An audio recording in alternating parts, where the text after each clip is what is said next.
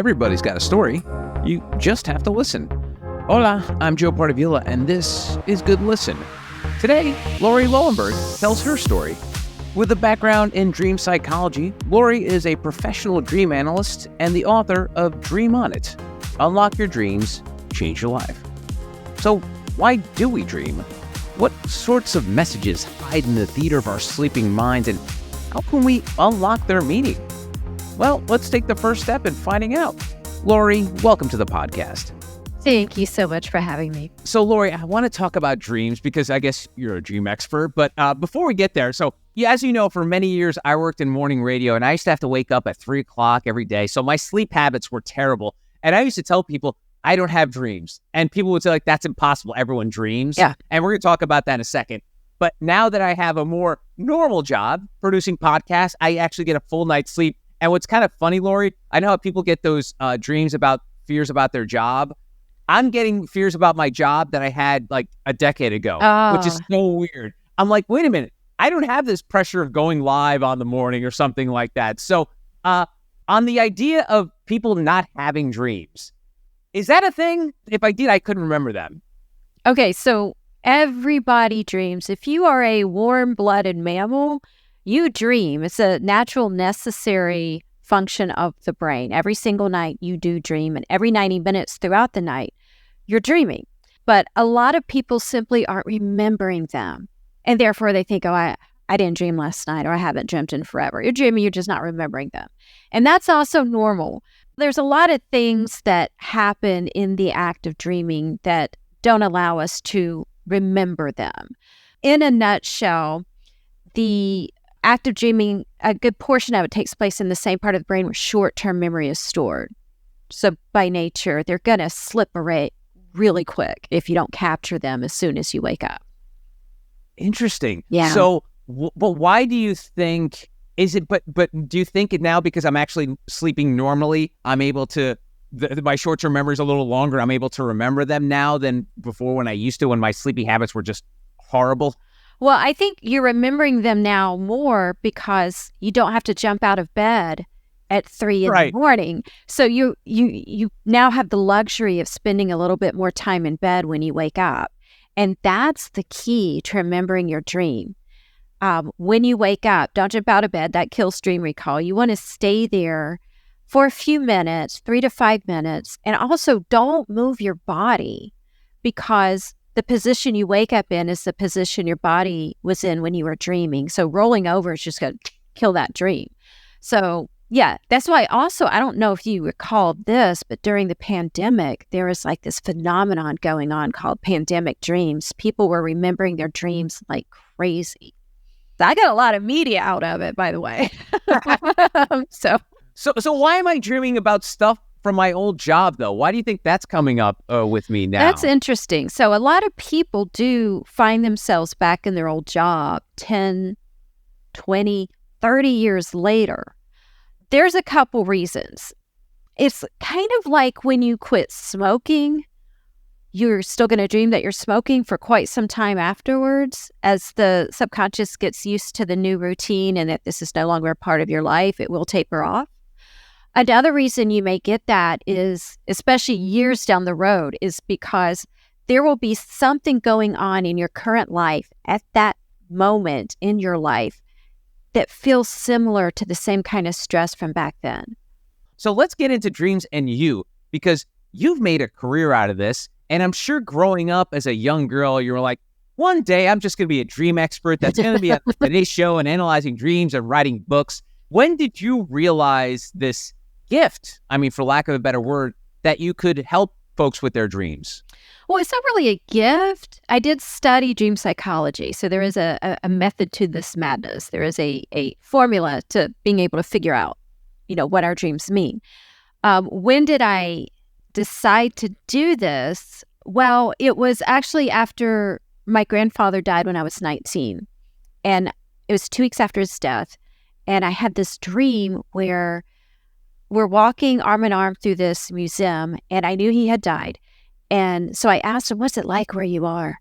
And he said, well, I can't tell you that. What I can tell you is that it's secure. And then he gave me a hug, and he started walking up the staircase. And as I was watching him walk up the staircase, I began to wake up and I could smell his Old Spice and it felt like he was still there.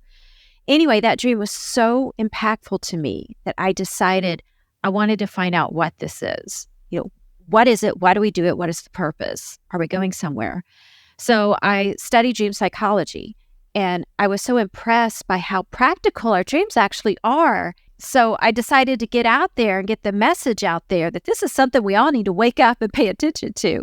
And this was back in the 90s, and really hardly anyone was doing this. So I was getting on the radio, and then I started writing a column like Dear Abby, and it just kind of grew from there. It's just something that was so passionate to me, and I wanted to, put it out there into the world. Well, don't sell yourself short. This is a gift. There's not a lot of people doing what you're doing out there, Lauri. So come on. So you were talking about how you were recollecting past experiences, and I did as well. Talk about, I guess, past versus future. Can people see anything in the future in their dreams, or is that just something they're projecting? Right. So what you're talking about is something called precognitive dreaming, where you will have a dream that's quite specific. And these dreams aren't like bizarre or weird or symbolic. They're quite literal. And, like you're loading the dishwasher. You dream you're loading the dishwasher and you break a dish. And then that happens a few days later. And there's criteria for a dream to be an authentic, certified precognitive dream. It has to happen within days or weeks of when you dreamt it, not like years down the road.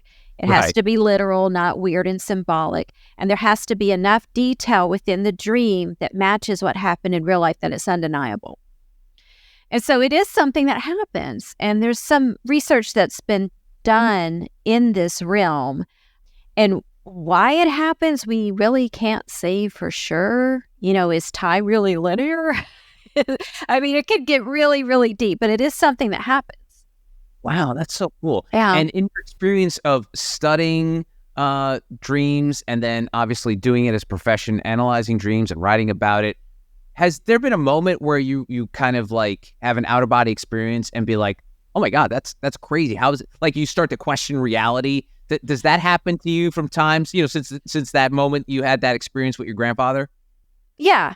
I've had, like, when I'm interpreting a dream for someone, and then I'll get kind of a weird, I don't know how to describe it. It's like a connection to them, like tuning into them. And there'll be times when I'm dreaming and I start interpreting the dream while I'm having it. And then there'll be times when I'm dreaming and I'm dreaming someone's dream I already helped them with, Yeah, all kinds of weird things do happen. It's almost like you're plagiarizing someone's dream, right? Yes.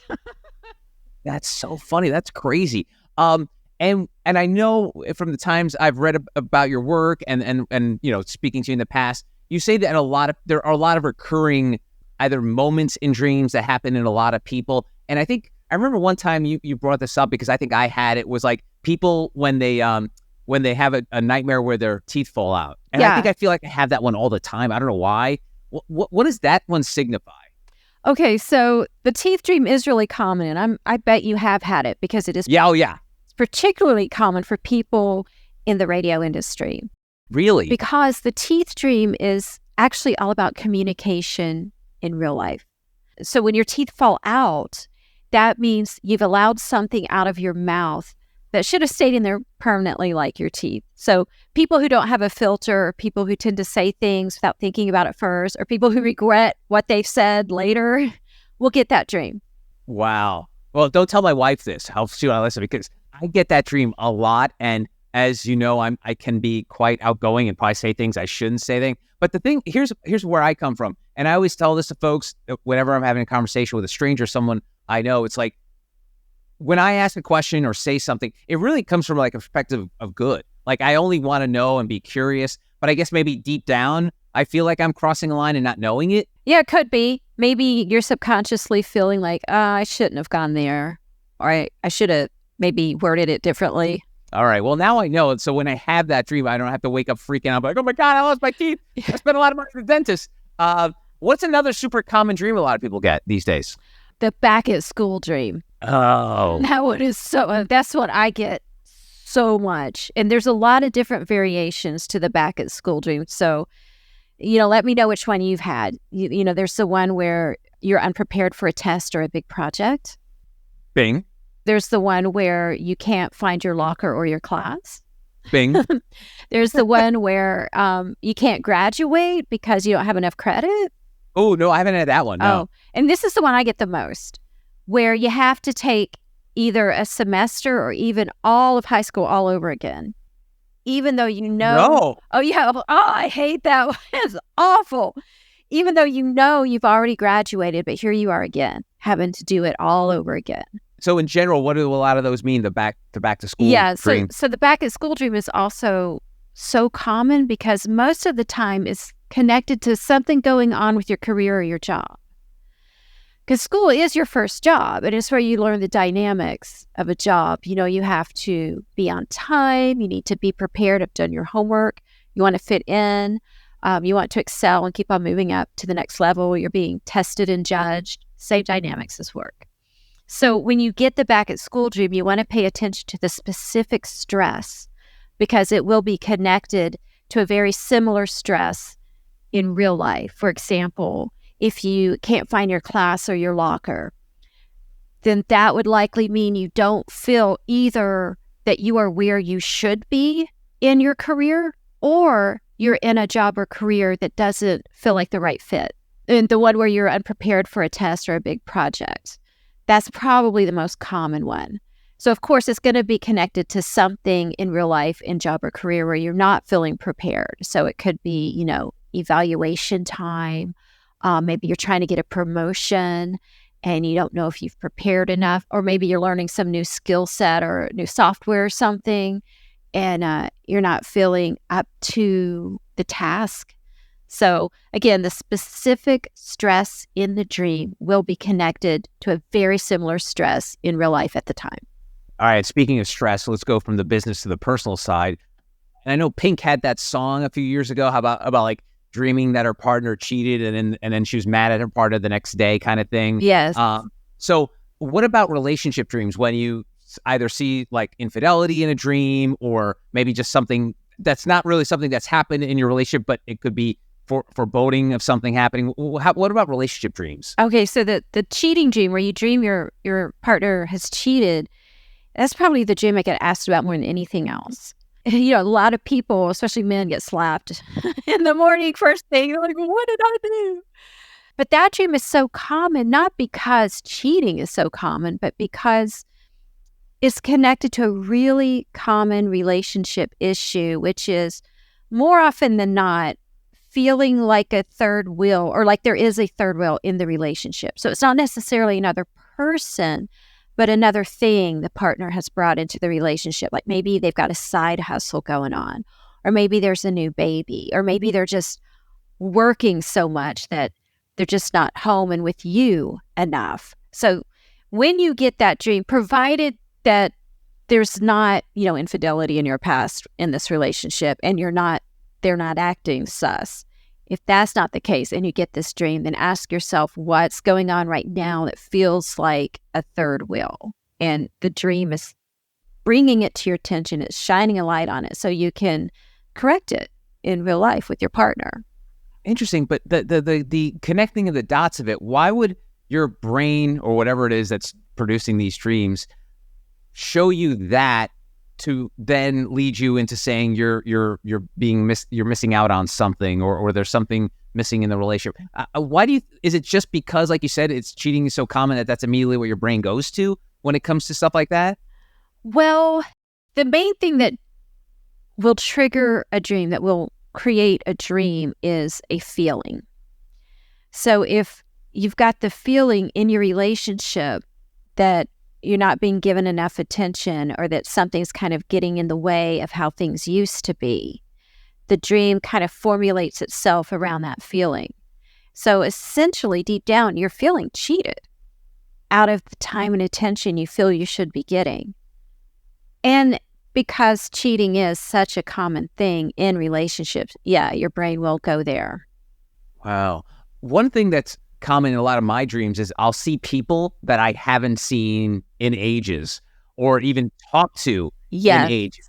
Yes. What the hell does that mean? Because if I wanted to talk to these people, I would, give them a text or hit them up on Instagram. But why are they popping up in my dreams? Okay, so there's a couple reasons. Our dreams very often borrow elements from our past to give us a message about the present. So when you dream of someone from your past, they're usually not playing themselves. Rather, they symbolize something about you. When someone odd that you haven't thought about or seen in years, you got to ask yourself, what is it that stands out about them when I think of them? Where does my mind go when I think of them? So wherever your mind goes, there's going to be something there that's relevant to you right now. For example, there's this kid from 3rd grade that will pop up in my dreams from time to time. Haven't thought of him in years. 3rd grade was decades ago. So I asked myself, well, what is it about this particular kid that comes to mind when I think of him? Well, he was shy. He never raised his hand. He always had his head down. I don't think I ever heard his voice. He was just the shyest person I've ever known in my life. So now I know whenever he shows up in my dream, it's my subconscious telling me I'm being shy right now. I need to stand up and speak up. Well, it helps that you're incredibly self-aware. I think most people would probably be like, why the hell is that kid showing up in my dream? You're very aware. And how about, all right, so that's people you know. What about, and I'm sure this is pretty common, when like a celebrity or someone you know of but don't know personally, is it very similar to the other? Yeah, same formula. With a celebrity, where does your mind go when you think of them? Is it a movie? Is it a character they played? Is it a song? Whatever it is, then you got to make the connection to something in your current life right now. Like so I'll give you an example of a client of mine. She was dreaming about Lenny Kravitz, and she didn't particularly have feelings for him one way or the other. So she couldn't figure out why he was in her dream. And I said, okay, when you think of him, what first comes to mind? She goes, well, he was in the Hunger Games. I don't like those movies. I'm like, okay, let's go there. What's going on in that department? Are you struggling with weight or anything? And she's like, you know what? Yes, I started a new diet and I'm starving. So that was the connection. That's crazy. Well, at least they weren't being put into like a game of death. So that's God. Good. She probably did feel like that, though. Oh, that's interesting. Now, when you make those connections with clients, that one, it seemed like it was pretty easy for you because she A plus, 1 plus 2 equals 3. But like, how deep do you sometimes have to go with folks you're working with? That maybe, unless I don't know if you want to go there, but maybe it's like deeper affliction, something horrible happened in their life. How do you dig into there where you're able to make them feel comfortable, but also help them by providing more context? Yes. So I do have a lot of clients where the dream, most of the time when a client comes to me, they have no idea what the dream's going to reveal. They come to me just because the dream's really sitting with them. It's like really, really upset them, or they're just intrigued and they want to know what it means. Or they've had a series of recurring dreams. They're like, why? Why do I keep dreaming this? So they don't know what's going to come of it. And the dream will always reveal something that needs to be addressed in their waking life. So I get a lot of people who are having bad dreams, a series of bad dreams. They come to me and it turns out they're getting these bad dreams because they've got a narcissist in their life and they're feeling abused and they're feeling trapped and they don't know what to do. And so it opens the door, shines a light on some issue the subconscious wants the person to correct, to heal, to make it better, and that is the purpose of dreaming, after all, is to problem solve and to improve ourselves.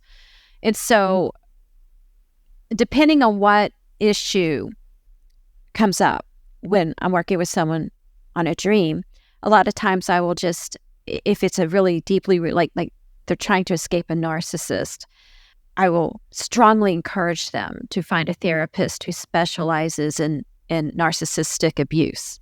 Sometimes it can be simple things you can do yourself, like changing bad behavior of like the teeth dream.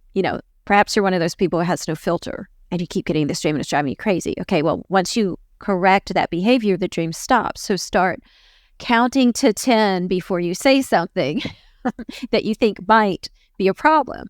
So when you start to correct the behavior, the dream dwindles away until it never comes back. So people internalize and externalize these dreams. It's not just stuff like, me teeth falling out, but it can be both. Like they're seeing something in a partner that will affect their dreams. That's amazing how like our subconscious works like that. Yeah, the subconscious we are really very, very incredibly intelligent when we dream. Because the subconscious, unlike the conscious waking mind, the subconscious is brutally honest.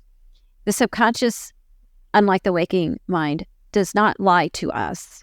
There are no prejudgments. It's really your very authentic, true self when you're dreaming. Because when you're dreaming, there are no distractions. The lights are out, your eyes are closed, you've shut out the outside world, and you've gone deep into your own self. And you're exploring yourself, your feelings, your relationships, everything that directly affects you, you're exploring through your dreams. And that's why whenever we're faced with some sort of dilemma in real life, we'll say, well, let me sleep on it. Because we tend to wake up with clarity because we dreamed on it. It was fascinating too about the science of dreams. And I know you study this and, it's obviously a big chunk of your life. But I think for most people, when you talk about subconscious, it's like that foo-foo magical stuff. There's no quote unquote science behind it. How much do we know about our subconscious? You've obviously dug deep into this, studied it for years and practiced it for a long time. But are we just scratching the surface about what we know about our own self-conscious? I think so. I think that there's a lot more to learn in research as far as how the subconscious works. It's become clear to me through dream work, the way the subconscious speaks, the subconscious language of dreams. There is definitely a formula to figuring it out. There's, it's a connecting the dots formula, follow the thread, like the game of association where I say a word, what first comes to mind when I say that word is basically how it works. It's, a thread you follow.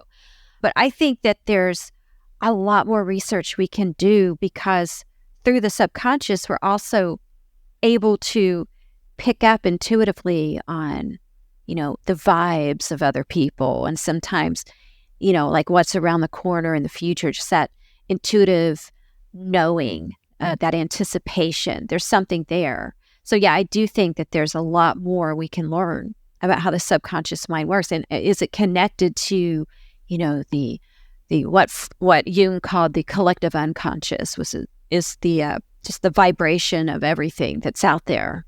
And is our subconscious like our id? Is it like our unfiltered version of ourselves? Like, because I always, we always throw around this, like, I've subconsciously thought about this, and we always throw that word around. Yeah. But do we know what we're talking about? Like, is our subconscious just like our raw, unfiltered self? Like, how would you explain what the subconscious is to somebody? Okay, so it's very much like a stage production. Your conscious mind is what's going on the stage. Your subconscious mind is all the lighting directors, the stage directors, the sound people. That's your subconscious is working behind the scenes, making everything work of what is on the stage. Okay, cool. All right. Now, I want to ask about how chemicals are involved in dream states. I'm a Jets fan, unfortunately, and Aaron Rodgers famously made ayahuasca ceremonies very popular, going into like darkness retreats, and he saw things and everything like that. And then obviously people who smoke marijuana or edibles have some sort of hallucinations or what have you. LSD. Fill in the blank, whatever chemistry, whatever chemistry you're working with there. What are those things like compared to our sleeping dreams? Do they live in sort of the same universe? I think so. I think it is definitely like LSD, for example, is very dreamlike. You can even see the air, and it's very deep. And I haven't done the ayahuasca or however you pronounce it, but it seems like it's similar in that you get these very deep cosmic thoughts and understanding of the universe that you would not normally be able to come up with while awake and conscious without the help of these chemicals. So I think that they trigger something in the brain that connects or kind of opens the door, pulls the veil away between the conscious and the subconscious, so that the subconscious wisdom and workings could kind of bleed through while you're awake. So in a way, it's a shortcut to Sure, yeah. It's like lighting the fuse to the path to your dreams. I know I'm mixing a bunch of metaphors there, but it's just basically you're getting to your dream state without actually having to get your full 8 hours of sleep and REM and all that other stuff. Yes, but you still need your 8 hours because you got to get that deep delta sleep, that restorative. It's and you don't want to overdrive your brain with these chemicals because brain fry is real. I know we're in this world where, Lauri, you and I are old enough to have lived on a planet where we weren't like drowning in technologies, completely connected to something. And there have been studies of how sleep deprivation and internet use play a big part. How is technology affecting our dreamscape? Are people having trouble getting into this deep sleep because all the mass amounts of technologies, and we're constantly wired to something, listening or watching something? What are you seeing in terms of like your work? You've been doing this for a while. Like, how different is it now than it was when you started, when you were just in your 20s? Yeah. So before, the big issue that would keep people from getting the right amount of sleep is having the TV on. Now it is people on their mobile devices, and I'm guilty of it. I TikTok at night when I shouldn't be, but the screen time right before bed or while you're sitting in bed, and the light that's in the screen, it's the blue light, I believe, that's in the screen. It keeps the brain active and alert longer than it should be. So it will take you longer to fall asleep than if you just read a book and turn out your light, because you're on and you're still going and buzzing from the online activity. So that's not a good idea to do. Read a book and read or journal or just go to sleep. And how's that affected your work? Like in terms of people with their dreams, are they still, especially folks that are not getting enough sleep, like I used to be, like is it harder now for people to remember their dreams just because of the lack of sleep? Well, the interesting thing about remembering dreams is the worse your sleep, usually the better you're going to remember your dreams. Because if you get that good 7-8 hours and good solid sleep and you wake up like, I slept so great, you probably didn't remember any dreams. Because that deep delta, which is so important, and that's the restorative sleep and where your brain kind of refreshes, that also will sort of wipe away the REM you just went through, the memory of it. So the better you sleep, unfortunately, the less dreams you're going to remember. So if you're a light sleeper and you tend to have fitful nights of sleep, or you wake up a lot and go to the bathroom, that's more conducive to remembering your dreams. All right. So let's wrap up on a dark note here, because we've been talking about dreams. The opposite are nightmares, and we've all had them. I still do as a grown man that scared the living snot out of me. Where do nightmares come from? Is it generally the same? Where is this like the paranoia and the fear and the stuff that just batshit crazy? Does that all come from the same place? It is coming from the subconscious mind, and what causes a nightmare is, and I have a whole chapter in my book, Dream on It, about nightmares and dreams, and they are connected to your most difficult and upsetting issues. So when you get a nightmare, you got to ask yourself, what is my most difficult thing in my life right now? That is very likely what your nightmare is about. That's why nightmares are so horrible to experience, because whatever emotion you're feeling in the nightmare, it does exist somewhere in your real life. So if the nightmare is causing grief, you're just so sad, someone died and you just have this grief from it. Well, that grief exists somewhere in your real life.